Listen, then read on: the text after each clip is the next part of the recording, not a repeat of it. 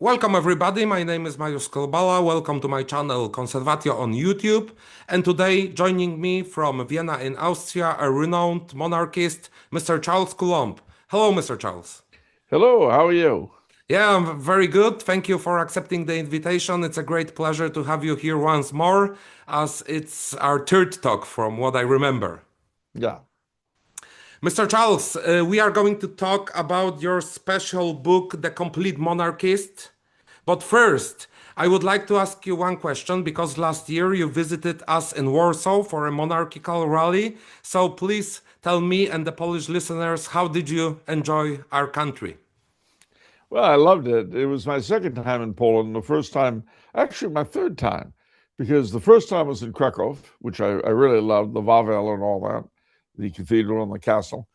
The third time was out in the the second time rather, was out in the far southwest of Poland, the old Lemko country, which was very interesting.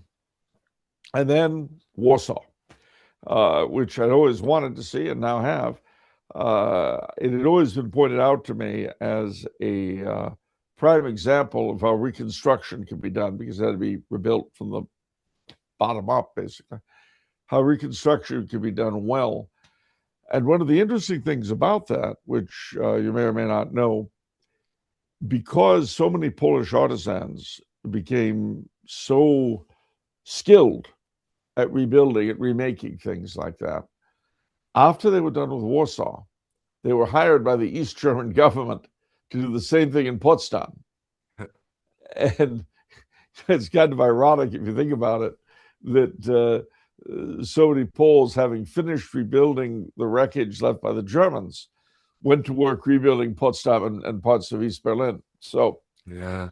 And Potsdam was the main city of Frederick the Great, the king that destroyed Polish independence in the 18th century. So it's another, yeah, yeah. they actually they made everything in Potsdam. They rebuilt it just as well as they rebuilt Poland, Warsaw rather. It's a very odd thing, but at any rate, I much enjoyed my stay in Poland, in Warsaw. Certainly enjoy going again someday or other. We have a very big tradition in Poland, as we were monarchy for hundreds of years. At one point, the biggest state in Europe by land, and the only one in history that conquered Moscow for a longer period of time. Unfortunately, in 19th century Polish, at the end of the 18th century, Poland disappeared from the map of Europe. So I think for Americans, it could be surprising that Poland still has a lot of monarchists. Well, it is and it isn't. I mean, Poland, remember, was very much a part of the European mainstream. It was not a, how do I put it? I mean, Maria, I think it was Maria Teresa. Maria Sowiecka married the rightful heir to the British throne and was the mother of Bonnie Prince Charlie. The Maria Leszczyńska married King Louis XV. Yeah. So Poland was very much a part of Europe. But its Achilles heel, in my humble estimation, was the elected monarchy. From 1573 on, the kings of Poland were elected, and usually that meant electing the least offensive person possible, which meant the person least able to really run the country effectively. Now, that wasn't always the case. I mean, you had people like Sigismund Vasa and Jan Sobieski, who were quite effective rulers. But as the time went on and the nobility became more and more jealous of their individual rights and cared less and less about the national good, the common good, as that happened, they became more and more interested in electing entities. And in a way, the most tragic figure out of all of them was Stanislaus II Augustus, Stanislaus Poniatowski, who, despite his best efforts, and he really made some, was forced to preside over the partitions of Poland. Yes. Uh, But what's interesting, Polish monarchs were married often into Habsburg family, but in my opinion, the Habsburg tried to become the kings of Poland during the election few times. But the Polish nobility was always against them. They didn't want the Habsburgs. I don't know why, probably because maybe they were afraid of their imperial kind of plan of trying to restore the great empire. And I think that's one of the main reasons that Poland fell. Because if a Habsburg would become a king of Poland, I think the partitions would have never happened. well, no, they wouldn't have. And in fact, if you can imagine, and again, let's bear in mind that the Habsburgs are hereditarily in the female line. They are the heirs of the Jagiello dynasty, just as they were the heirs of the Hungarian Angevin, of the Bohemians. Let other countries fight. You, or Happy Austria, marry. That was a truth of Austrian history. Had Poland been united in the way that Hungary was with Austria, you would have had an enormous power. But that was the problem, of course. You see, the same jealousy that a lot of the Hungarian nobility had, the Polish nobility had. And it is interesting how the Polish and Hungarian peoples, especially their relationship with the Habsburgs, kind of mirror each other. The Hungarian nobility, and mind you, I love the Hungarian people, I love the Polish people. They're at their best, they're great.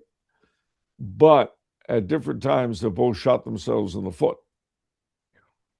And that, I think, is an inescapable conclusion of history. You think in 1848, on the one hand, you have the rising by Kossuth. Mm-hmm. And here, where one of the advantages Poland has over Hungary is that they did not have a large Protestant minority that was well placed. But in Hungary, the Hungarian Reformed, the Calvinists, are a big part of the country, especially of some of the nobility and gentry. And they consider themselves the real Hungarians, you say. And Kossuth was one of these, as the Tisza family were. And their version of Hungarian liberalism, well, it did two things. Ultimately, it secularized Hungary, and it kept them in three things. Kept them in perpetual semi-opposition to the Habsburgs, and was a great way of annoying the minority peoples because they wanted to Magyarize them. And, as the Poles found with trying to Polonize the Lithuanians and the Ukrainians, it doesn't really work well. Yes. And the great tragedy of Central Europe is that nationalism, which at its best can foster a feeling of national pride and, resurrect all kinds of national epics and culture and so forth, if it gets to the point of hating your neighbors, well, don't be too shocked if their nationalism goes the same way. Only you'll get to be the recipient of it. Yes. And Mr. Charles, a wonderful book, a basic for anyone who is interested in monarchy, I think. It's a great defense of monarchy and a great argument for monarchy in a world that's falling apart. Because I would like to start talking about this book from one subject. Now we are all ruled by liberal democracy all over Europe. And it's a huge experiment because for 1,000 years, since Charlemagne was crowned the emperor in year 800 in Aachen, Europe was ruled by monarchs. and it had a hierarchical society. What we have now, this liberal democracy, that in my opinion is dying in front of our eyes and dragging the whole continent down with it, it's a social experiment, isn't it? Well, it is an experiment in the sense that they didn't know what they were doing. It had never been done before. Now we know what it results in: depopulation, disintegration, the wreck of the family, and with it, society, education, culture, religion.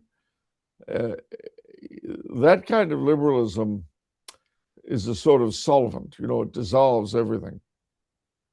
And the problem is, when you have a resurgent force like, I don't know, Islam, that's just the worst thing you can do. But the leadership, and not just in, shall we say, Europe, in the mother continent, but Europe beyond the seas, the Americas, Australia, New Zealand, and so forth, they've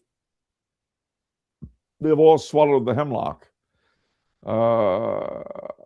And what is amazing about it too is not just that they have no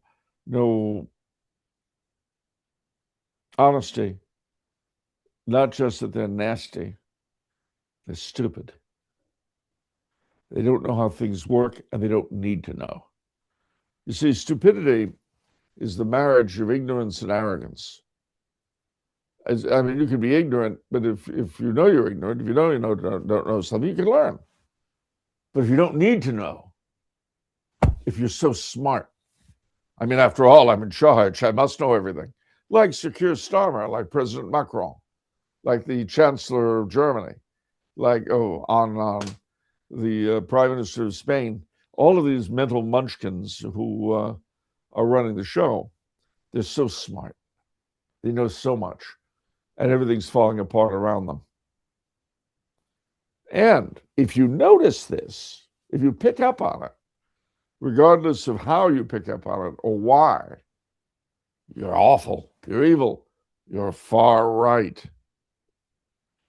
And that, a more meaningless term I've never heard. And notice no one talks about the far left anymore. Yeah. No. The little mouths of media and government and academia, little mouths don't say a word about that. It's kind of a joke of mine that this is the symbol of the 21st century: an enormous mouth and a tiny little brainstem. Yeah. And it's in charge in every country. But don't you think that this is the main difference between monarchy and democracy? That in democracy, the masses vote usually for demagogues, people who speak the most, who are maybe charismatic, but who have, as you said, small brains. Yeah. I mean, the problem you've got, the Archduke Karl von Habsburg made a very interesting observation a few years ago. He said it used to be that politicians only thought until the next election. Now they only think until the next press conference. And you get them saying things that are just mind-bogglingly stupid, and they don't pick up on it. They don't listen. They don't hear. They don't care. Whereas with a monarchy, the monarch has an investment in the future.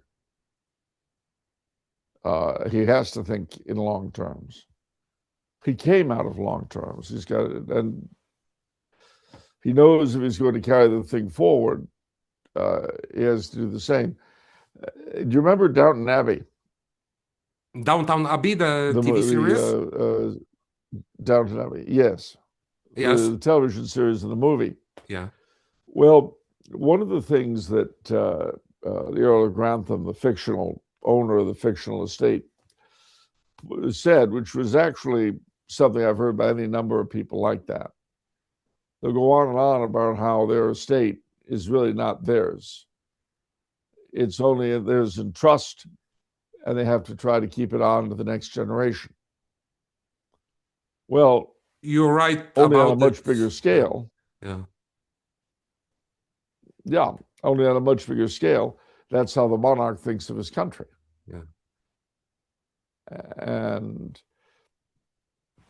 you can't, a politician elected by a people who, for the most part, really don't know much, especially because we've seen the educational systems around the world dumbed down in the past 7 or 8 decades. You're just not going to get quality leadership out of that. You can't. Yeah. I mean, how if you want to get a brain surgeon, there's no point going out into the marketplace and saying, I need volunteers to do brain surgery. You know, I mean, you could, but I wouldn't want to be operated on. Yeah. Not by them. Yes. And you write in your book, we live in a world run by relentless power with little or no notion of either authority or legitimacy, two forgotten qualities without which power cannot be wielded rightly by its owners. They can compel obedience, but not loyalty. And those words, loyalty, authority, legitimacy, and honor, are completely forgotten in the modern democratic liberal world. Well, they have to be, because they reflect, first and foremost, the liberal order is only about itself. It has no higher aim than to be itself and to be in power by whatever means it takes. And as we learned in COVID, since modern power is so supreme, the combat to take it becomes very nasty. Now, when we talk about legitimacy and authority, and for that matter, loyalty, what do these words mean? Well, they have definite meanings. They're not just like stupidity. They're not just abstract qualities. They have a real meaning. Legitimacy is basically what allows authority to be wielded rightly, to be wielded correctly. And that legitimacy under a monarchy ultimately comes from God, as mediated through the church, symbolized through the coronation and things like that. Yeah. Authority, where power is the ability to make things happen, authority is the right to say what ought to happen. So your doctor, for instance, has the authority to give you a prescription, but he doesn't have the power to make you do it. Yeah. So power without authority is just dominance. Or totalitarianism. Power, yeah. Well, and it has to be, because it has no other right except itself, except conquest, basically. Whereas authority limits power and determines how and where it can be used. But most of our societies, most of our governments today are sadly lacking in terms of either authority or legitimacy. Yeah. Now, loyalty is reciprocal. That is to say, I'm loyal to those above me, but they must be loyal to me. And that too is missing in the modern setup, where loyalty is all one way. You're expected to pay your taxes and shut up. Yeah. But your masters, they don't owe you anything.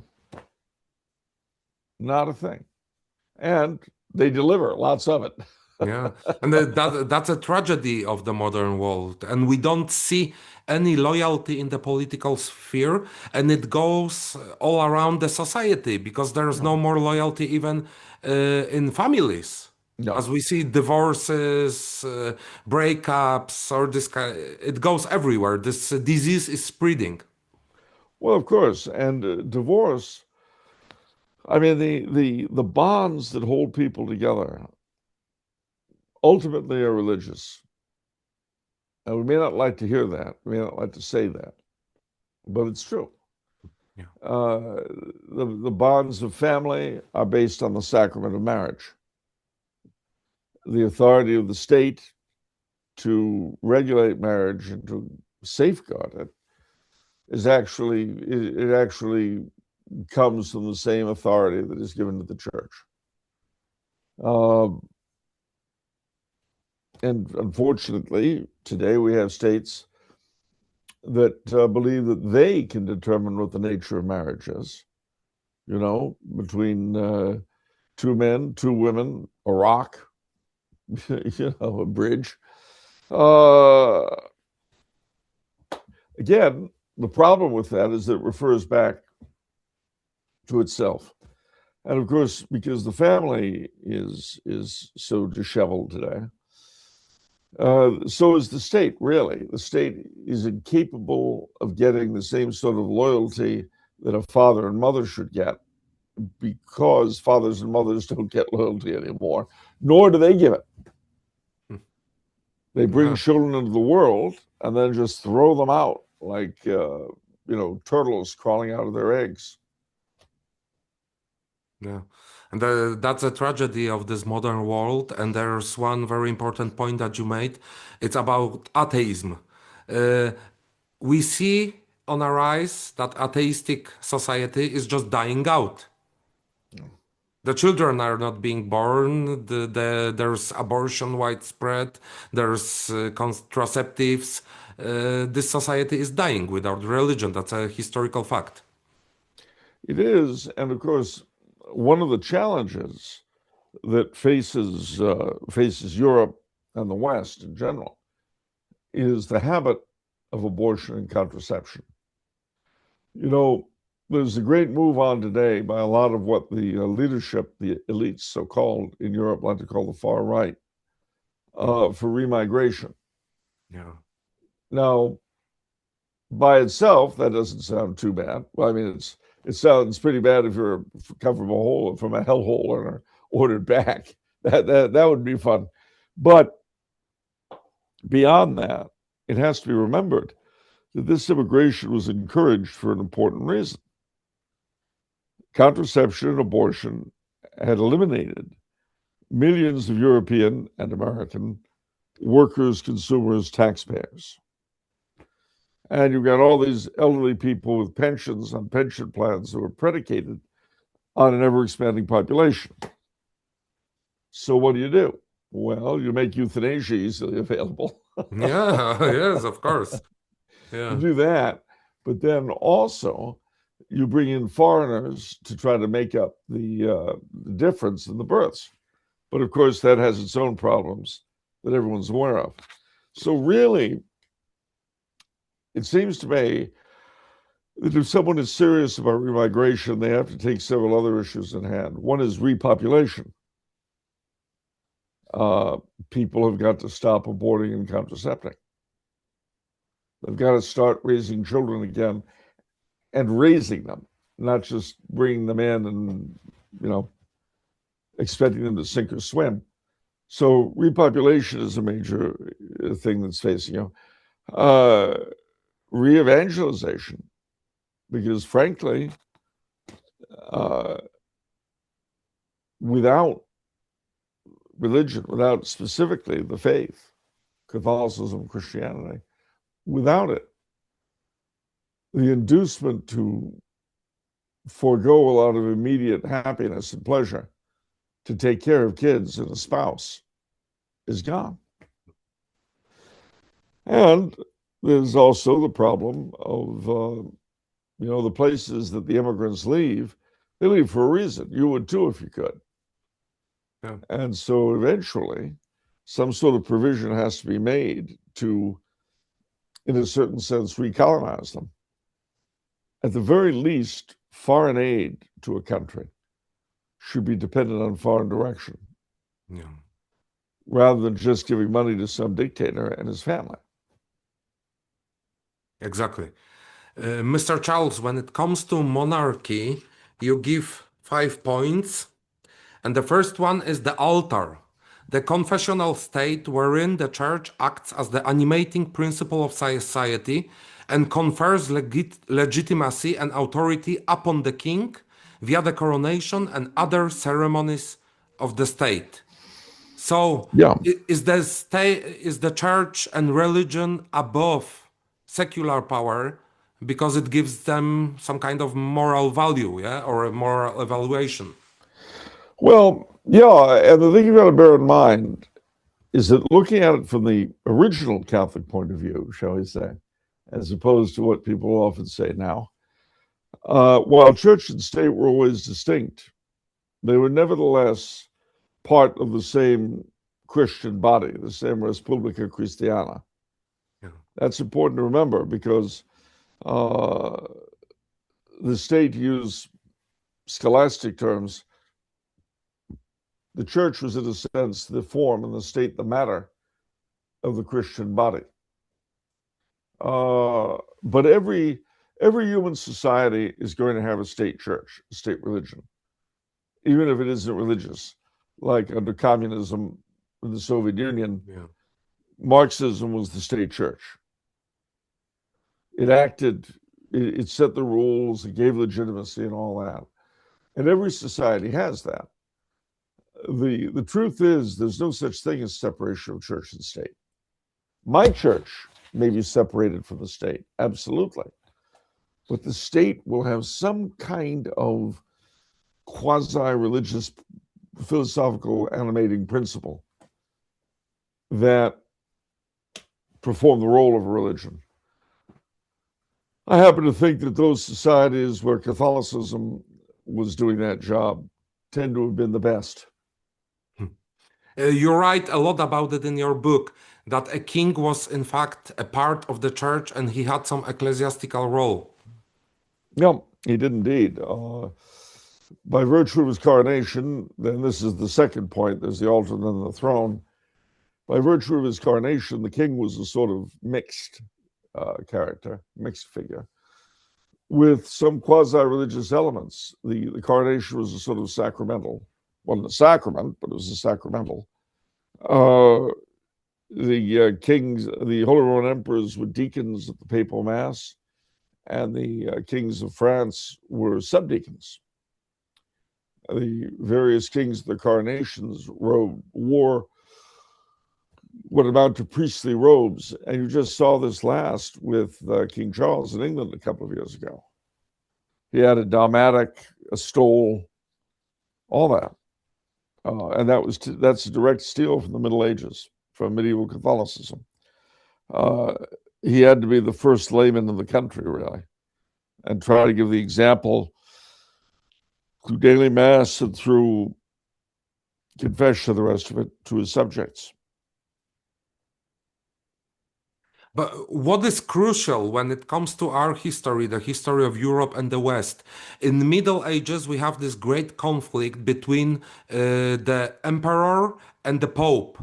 You write about it in your book also, because there was a famous part of this conflict in Italy, the conflict between Guelphs and Ghibellines. Yeah. So two factions, one was supporting the pope, the other one was supporting the emperor.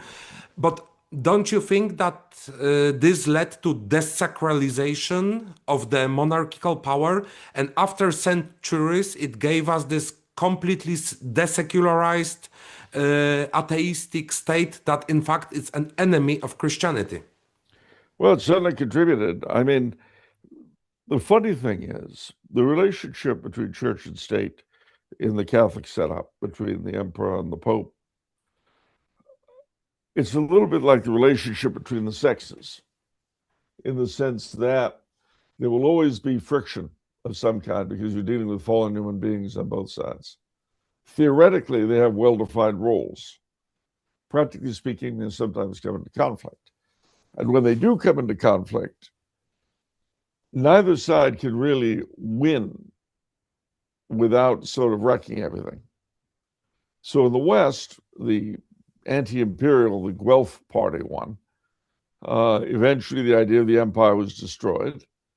And we had the French Revolution and eventually the loss of the Papal States. So the Guelph principle triumphed and the result was disaster.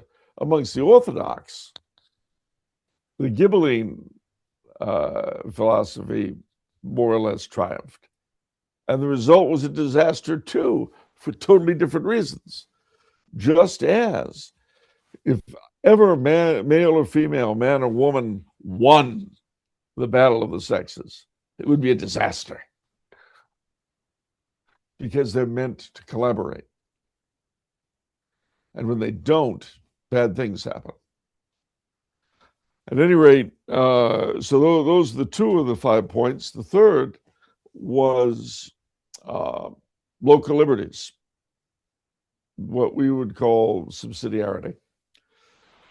And that was an important part of it. In many places, depending on where, the king might be king of a particular area, not because he was king, but because he was duke or baron or prince of that area. And so very often, not least in Central Europe, the monarchies were really collections of smaller units, which were semi-autonomous. The fourth is the idea of class collaboration as opposed to class struggle, of all the different elements of society operating as a family under the fatherhood of the monarch. And then the last is the idea of, well, Christendom, the idea that all countries of that sort, as I've described, are part of a larger whole, the Sacrum Imperium, the Res Publica Christiana, etc. I'll quote a part of your book about this relation of religion and the state. Every society requires a state church of some kind to operate, an animating philosophy of some sort to give authority and legitimacy to its rulership and some kind of morality to its subjects. So, a state without a religion is empty. It could be a totalitarian one with some kind of quasi religion. Well, it will be, because it has to have something to function. You know, it's a little bit, again, taking the analogy of the church as the soul and the state as the body. If the state does not have the church to animate it, it will have something else. It'll be like a zombie or a vampire, Yeah. Which is animated really by a demon. And that's what we have. We have zombie states that are lurching around, popping off each other. Brains. I don't want to draw the analogy too closely, but if you think of a typical zombie from the movies, it's very much like our governments today. They're blind and stupid, and all they want to do is eat you. Exactly. And in fact, they are eating themselves also because they are destroying the society. And the government and the state without the society is just that. And that's the road we are onto. Yeah, sadly. And the fifth point that you are writing here about is the Res Publica Christiana, the Reichsidee, Abendland, Christendom. The idea that all Christian monarchies somehow belong to a single commonwealth. Yeah. And that's a very important idea, because it goes back to the idea of the Pope and the Emperor. It's a little bit difficult to describe in English. I think this was Otto von Habsburg, said the problem with the term Reichsidee, although it describes the thing, is that outside of German, the same thing means something very different. If you say the imperial idea in English, you think of the British Empire, you think of Maharajas and so on. If you say the idée impériale in French, then you're with Napoleon Bonaparte. So it's a little bit hard to come up with a single word that says basically a multinational system that encompasses subsidiarity and Christianity. That's very difficult to say. Yeah, but the most important imperial idea in the history of Europe was the Holy Roman Empire, Yes. which was the continuity of the Roman Empire from the antiquity, and that's the most important. Indeed, and it was, although there was the Holy Roman Empire proper, every country in Europe was considered to somehow belong to it. which is why in the imperial election of 1517, the two contenders against Charles I of Spain, who won the election eventually, were Francis I of France and Henry VIII of England. And in fact, during in the famous interregnum period, when it was chaos in the empire because they didn't have an emperor who had a great deal of power in Germany, you had a British prince or an English prince, Richard of Cornwall, elected emperor, who had no means, and you had a Spanish prince, Alfonso, who was elected emperor, and he too had no territories or properties from which to exercise his rule. But having said that, both of their elections and the attempts by Henry and Francis to beat Charles V, as he became, that proves the international nature, the overarching nature of the Holy Roman Empire, even at what was then its most nationalistic. There was a kind of unity in the antiquity because of the Roman Empire, but later it was lost. And whole history of the Holy Roman Empire is to trying to get back this unity of Europe. We had the Ottonians, later we had Frederick II Hohenstaufen, and his grandfather Barbarossa, who tried to unite and give power to the emperor, but it never succeeded. And in fact, it was completely destroyed, and nation states came into existence, and the whole body of Europe was torn into pieces. Yep. Sad but true. Sad but true. When initially each nation in Europe was a collection of semi-independent pieces, again, subsidiarity, local liberties, provincial rights. But it went the way it did. So what's the future of Europe now? Because we can be sure that European Union cannot replace the Holy Roman Empire because it's secular, it's leftist, and with its politics, it's destroying our continent. Well, I think we're going to reach a crisis point between the immigrants and the natives. And whoever emerges victorious from that will determine the course of the continent for the next century. Personally, I think that in 10 years, most, if not all, countries in Europe will be run by governments from what we now call the far right. I could be wrong, but that's what I think. That's of course, there's of course the possibility that at the end, due to high demographics, Islam will take over Europe. There's also such a possibility. There certainly is. Personally, I think the Europeans will turn on a dime before that happens. That's an American phrase, to turn on a dime. It means going like this, because they've done it before. But I could be wrong. It could be that Europe will roll over and take its fate. In which case, I can only say I'm glad I'm 65 and not 25.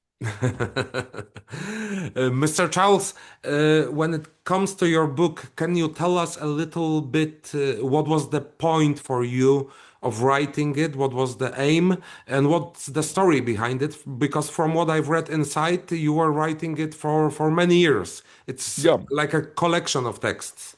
Well, it is. I mean, there was no direct point in writing the book because I wasn't writing a book. I was writing different articles as they came up and were assigned. But Peter Kwasniewski at Old Press dropped me a line and he said, "How would you like it if I took all of your major writings on monarchy, or most of them, and put them into a single book?" I said, "Okay." And then he had a very fine editor who arranged everything so that it was sort of coherent. But that's how it came to be. It was not my intention. It was entirely the volition of the publisher. Yeah, so it came out to be great because, as I said at the beginning of our talk, it's a great compilation of texts and all the subjects that are most important for monarchy are in there. You have the Holy Roman Empire, you have the conflict between Guelphs and Ghibellines, you have the modern world also. So it's a great starting point also for the young people. Well, thank you. It was fun to. I can't say it was fun to write, but it was fun to revisit. Yes. You have a lot about British monarchy in there, about King Charles, yes, who is heavily criticized at the moment because of his politics. But I think he's like under the boot of far left that's in fact ruling Great Britain. Of course, I mean, since 1688, the king is the mouthpiece of whoever happens to be running Great Britain, of whoever's elected. You know, he has to believe that the voice of the people is the voice of the prime minister. And so he gets on with the job. That's what we call a figurehead monarchy. And I have to admit, I don't really care that much for them. Yeah, I think nobody does anymore in Great Britain. No, Uh, not really. Yeah, Mr. Charles, so I advise everybody to buy your book because it's a wonderful compilation of the most important issues about the monarchy. And would you like to add something to the subject? Well, yeah, just that the people ask me if I'm happy that the ideas that I've espoused really since I was a teenager are becoming more and more mainstream. I tell them not really, because they're becoming more mainstream simply because the mainstream is collapsing and dying. And that doesn't make me happy. But as with a Catholic Roman of the 200s, I have to accept the fact that if ever my country is converted, it will no longer resemble what I grew up with. The light of the Vestal Virgins will be put out forever.